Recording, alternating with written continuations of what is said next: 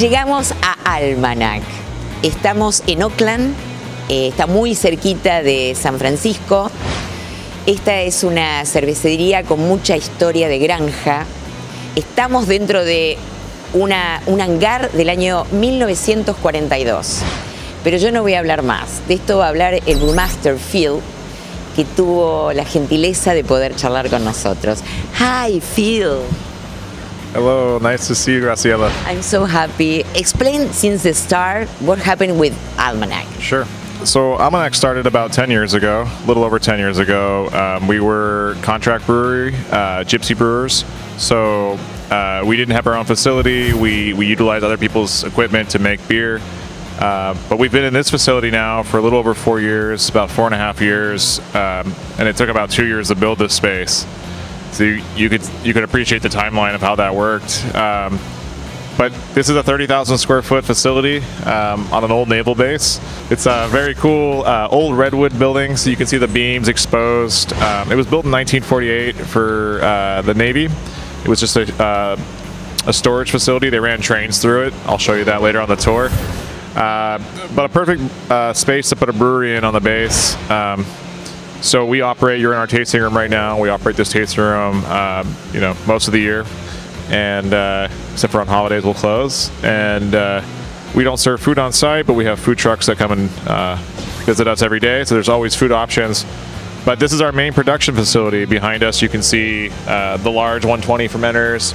Those are about 150 hectoliters. And those are mostly filled with our flagships, so beers like Love and Kolsch, things like that mostly. In the start, two guys think about the farm and create summer 2010.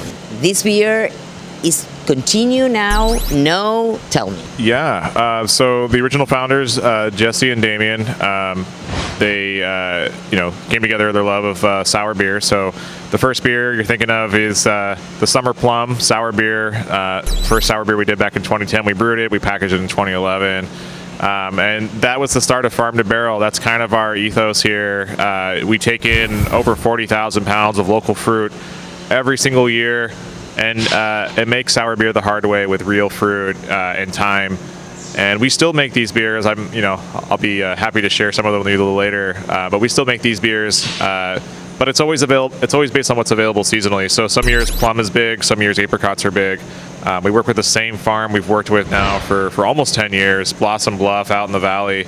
And it's a great process because we utilize the fruit that would be bruised, things that you wouldn't buy necessarily at the farmer's market, overripe, perfect for beer.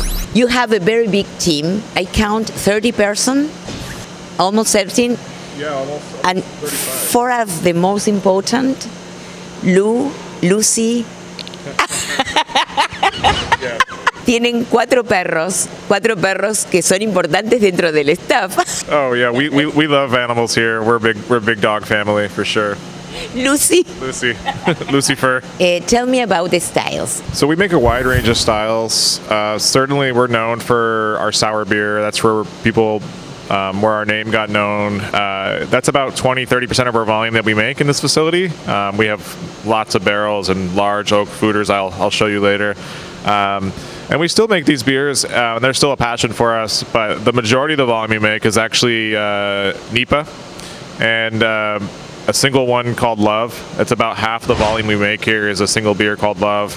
And it's really just the most balanced beer, very, very aromatic, very fruity, but not sweet and not too dry, and just really, to complement food. We work on that's kind of the goal, is the brew balance beers. So we make big stouts and we make barley wines and we make lots of lagers too. But again, it's always about balance, and each sip should want to encourage the next sip type of idea. What happened with the future? The things that excite me most now, certainly I'm in the lager camp, really excited to be making classic styles. I think classic styles are making a comeback.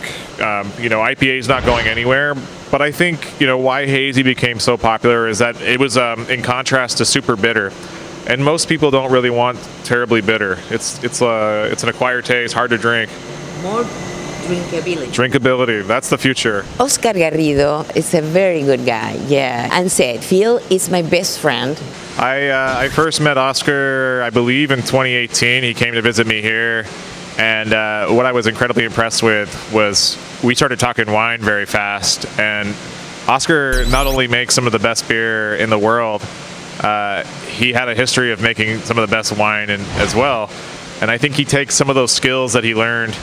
I learned something when I work with him, which is always, it's like mutual. It's very awesome to share ideas back and forth. He's a magician. He said the same things to you. Tell me about the barrels here. I suppose the bacterias, Saccharomyces, Brettanomyces, blah, blah, blah.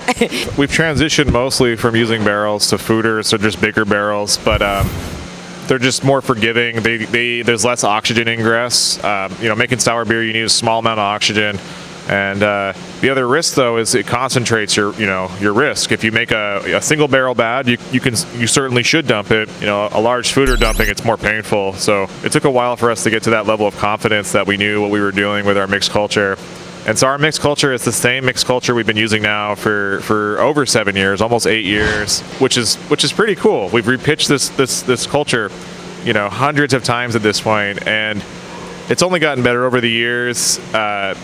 It's a mixed culture of Brett, Saison yeast, Lactobacillus mostly, but there's a dozen other characters in there, Cluveromyces, Pichia. We add to it from time to time when we find a new character we like, but we always keep that house culture going. So we talked about, we do can conditioning, we do tank conditioning, so we do re-ferment in every single beer we do, we re-ferment in the tank, and that's true for NEPAs, that's true for lagers, that's true for sour beer. We force it to re-ferment the last amount of sugar left behind under pressure, and this causes that natural carbonation. So we spooned, they call it spunding in German. We do that to every beer, and we think that's a good reason why we have such good strong foam in our beers. Nice head retention, which I always look at as like a sign of beer quality. Is when you pour it, just look pretty, right? Vamos a estar terminando esta nota, de alguna manera nos sentimos más que halagados. Thank you, Phil, for your kindness. No, it's wonderful brewing.